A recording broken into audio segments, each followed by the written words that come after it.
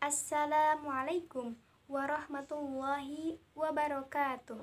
Alhamdulillahilladzi arsala rasulahu bil huda wa dinil haq liyudhhirahu 'ala dini kullihi wa kafa billahi syahida. Asyhadu an la ilaha illallah wa asyhadu anna Muhammadan abduhu wa rasuluhu la nabiyya ba'da. Amma ba'du. Puji dan syukur marilah kita ucapkan kehadirat Allah Subhanahu wa taala yang telah memberikan kita beribu-ribu kenikmatan, terutama nikmat iman, nikmat Islam, nikmat hidayah, serta nikmat sehat walafiat.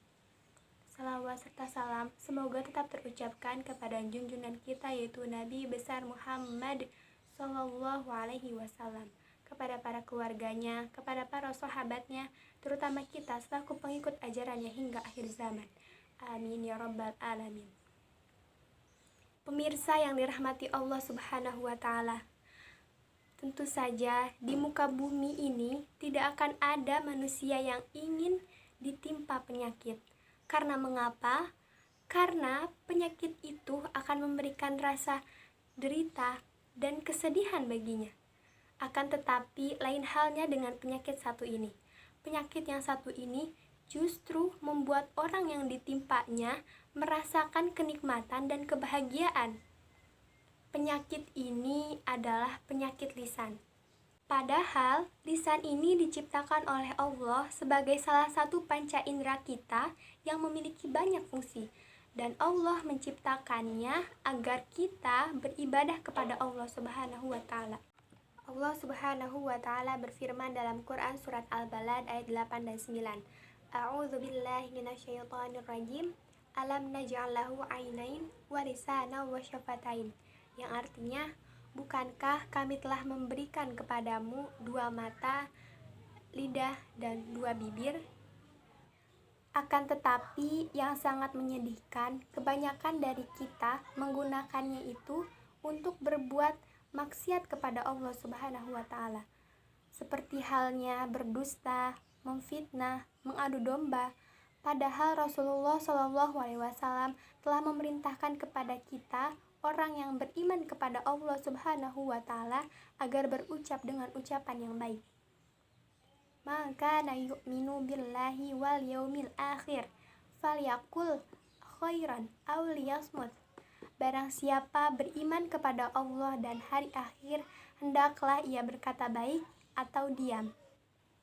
Mengenai penyakit lisan ini, banyak hadis Rasulullah SAW yang menjelaskan tentang ancaman yang akan didapatkan oleh orang-orang yang senantiasa menggunakan lisannya dalam berbuat maksiat, baik itu di dunia, di alam kubur, maupun di akhirat.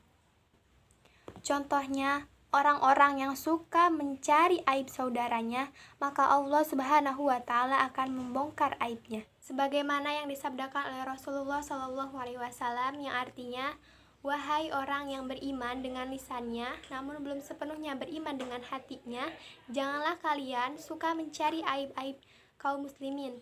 Sesungguhnya orang yang suka mencari aib-aib kaum muslimin, maka Allah akan mencari aibnya pula. Barang siapa yang Allah cari aibnya, maka Allah akan bongkar aibnya tersebut, walaupun dia senantiasa berdiam di rumahnya.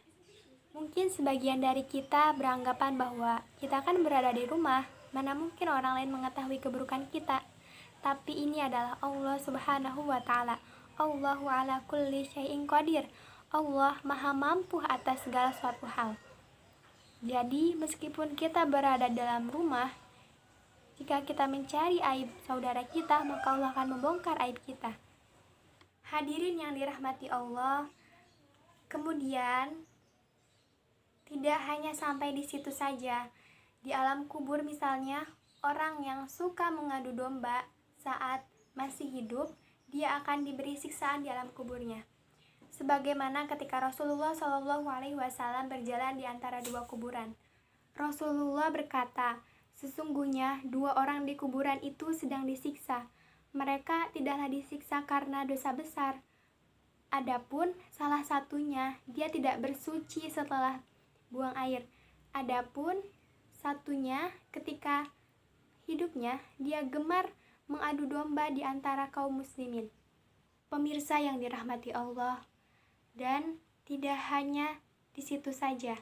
di akhirat masih ada azab yang akan menanti kita. Bukankah Rasulullah Shallallahu Alaihi Wasallam telah bersabda dalam hadis yang artinya, bukankah manusia itu akan diseret di atas muka-muka mereka di hari kiamat kelak, melainkan karena sebab hasil dari ucapan mereka. Pemirsa yang dirahmati Allah, setelah kita mendengar ancaman-ancaman yang akan diberikan kepada orang yang memiliki penyakit lisan ini, hendaklah menjadikan kita menjadi pribadi yang senantiasa menggunakan lisan ini dalam rangka beribadah kepada Allah Subhanahu wa Ta'ala, baik itu dalam membaca Al-Quran, berzikir, atau lain hal sebagainya. Dan orang-orang yang menjaga lisannya mampu menjaga lisannya dari ucapan-ucapan yang buruk, maka Rasulullah Shallallahu Alaihi Wasallam telah mengatakan bahwasanya itu adalah ciri dari seorang mukmin yang baik. Rasulullah Shallallahu Alaihi Wasallam bersabda, al-muslimu man salimal muslimuna min lisanihi wa yadihi, yang artinya seorang muslim yang baik adalah yang saudara muslimnya itu selamat dari kejahatan lisan dan tangannya. Pemirsa yang dirahmati Allah, begitu pula apabila kita mampu menjaga lisan ini, maka Rasulullah Shallallahu Alaihi Wasallam telah menjamin bagi orang-orang yang menjaga lisannya akan dijamin baginya surga. Rasulullah Shallallahu Alaihi Wasallam bersabda yang artinya, barang siapa yang menjamin dia mampu menjaga lisannya dan kemaluannya, maka aku akan menjamin baginya surga. Mungkin sekian dari saya. Mohon maaf apabila ada kesalahan. Nun wal qalami wa ma yasturun fastabiqul khairat. Wassalamualaikum warahmatullahi wabarakatuh.